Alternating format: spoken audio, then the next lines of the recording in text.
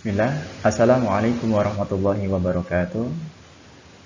Alhamdulillahi rabbil alamin. Wassalatu wassalamu ala asrafil anbiya'i wal mursalin wa ala alihi wa ashabihi wa man tabi'ahu bi ihsani ila yaumiddin. Yang pertama, yang kami hormati dosen pengampu mata kuliah Manajemen Sumber Daya Manusia, beliau Bapak Dr. Mukhlis Magister Agama. Yang kedua, teman-temanku yang saya banggakan, pada kesempatan kali ini saya ingin mempresentasikan tugas makalah yang sudah diberikan kepada saya dengan tema perencanaan dan pengembangan karir. Dalam perencanaan dan pengembangan karir, ini sangat membantu para anggota kelompok atau para karyawan untuk agar siap mengisi posisi-posisi penting pada sebuah lembaga yang masih kosong. Dengan adanya perencanaan dan pengembangan karir, maka akan lahir darinya karyawan yang berkompeten, yang mempunyai performa yang baik, sehingga pencapaian atau rencana-rencana yang sudah ditetapkan oleh sebuah organisasi bisa tercapai dengan baik. Dalam pembahasan perencanaan dan pengembangan karir, ada beberapa poin yang akan kita bahas. Yang pertama adalah ruang lingkup langkah-langkah perencanaan dan pengembangan karir. Yang kedua, informasi dan konseling. Yang ketiga, manfaat perencanaan dan pengembangan karir. Kemudian yang terakhir, fungsi pemberian penghargaan atau rewarding employees. Ruang lingkup perencanaan karir. Perencanaan karir paling tidak memiliki dua ruang lingkup. Yang pertama adalah perencanaan jenjang jabatan atau pangkat.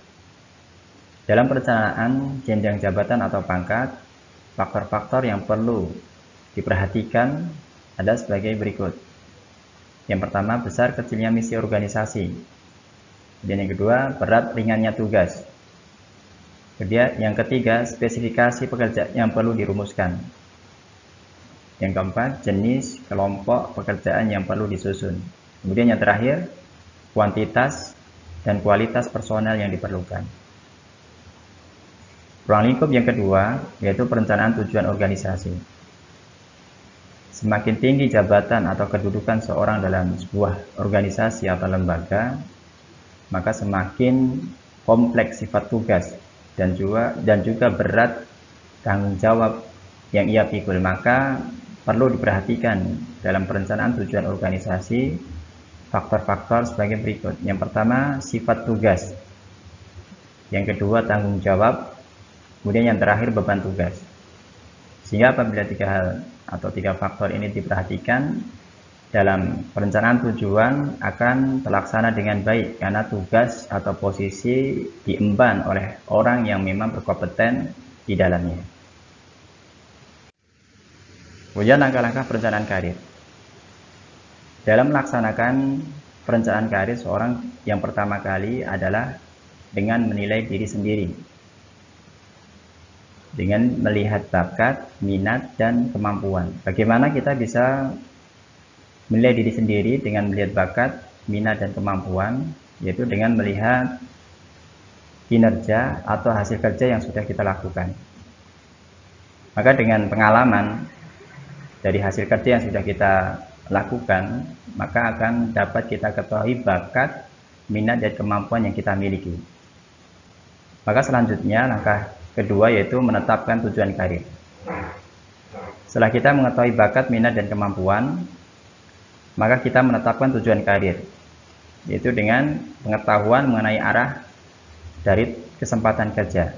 Maksudnya, setelah kita tahu bakat, minat, dan kemampuan, maka kita melihat kesempatan atau peluang yang ada pada perusahaan yang kita bekerja di dalamnya, posisi-posisi yang memang mampu kita tempati. Kemudian setelah kita menetapkan tujuan karir dengan kesempatan yang tadi sudah kita dapatkan, Maka yang ketiga, menyiapkan rencana.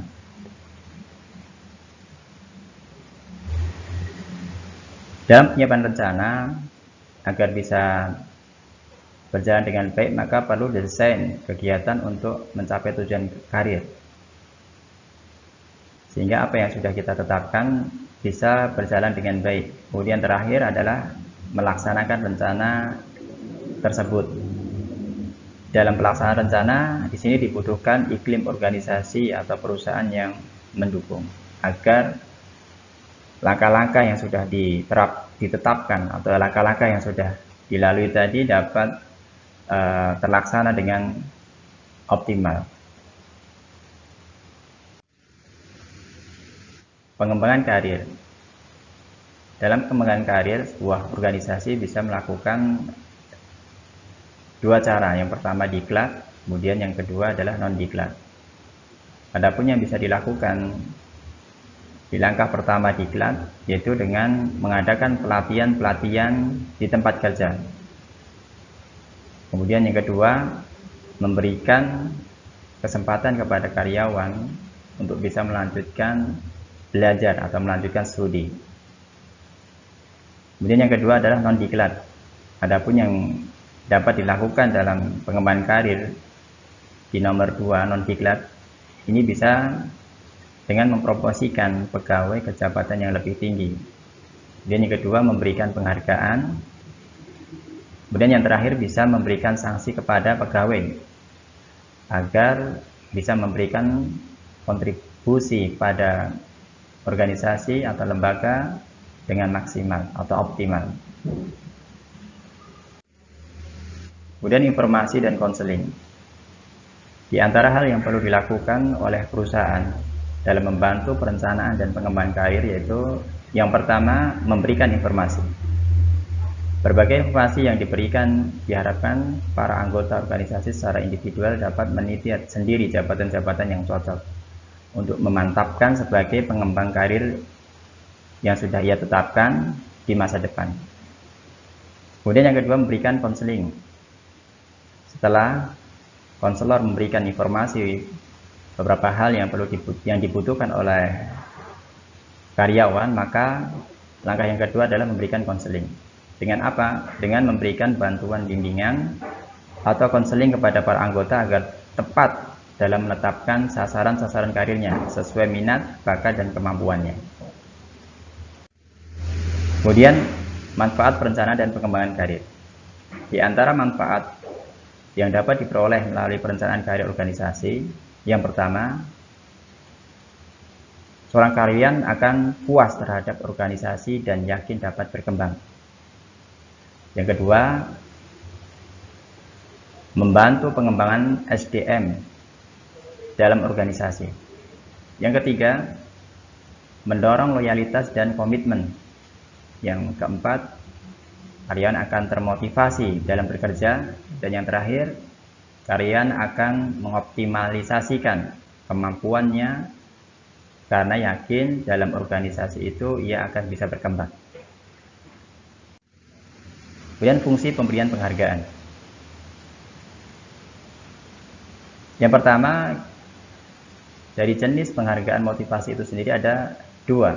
Yang pertama adalah ekstrinsik, lebih digambarkan sebagai imbalan materi atau sosial.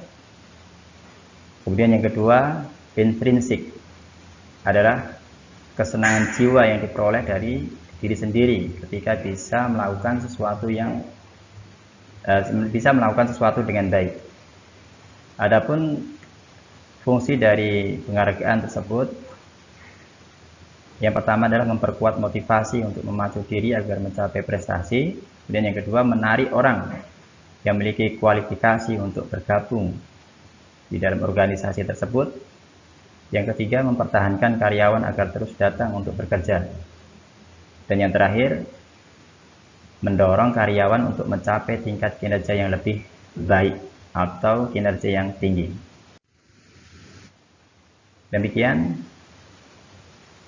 penjelasan dari makalah yang kami buat. Semoga bisa bermanfaat. Terima kasih. Assalamualaikum warahmatullahi wabarakatuh.